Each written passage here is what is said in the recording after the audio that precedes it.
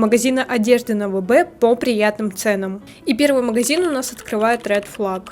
Там базовые футболки, топы, а также есть спортивные худи и спортивные костюмы. Помимо этого есть и летние красивые платья. В общем, если вы хотите собрать базовый гардероб, то точно именно в этот магазин, потому что там очень приятные цены и хороший выбор.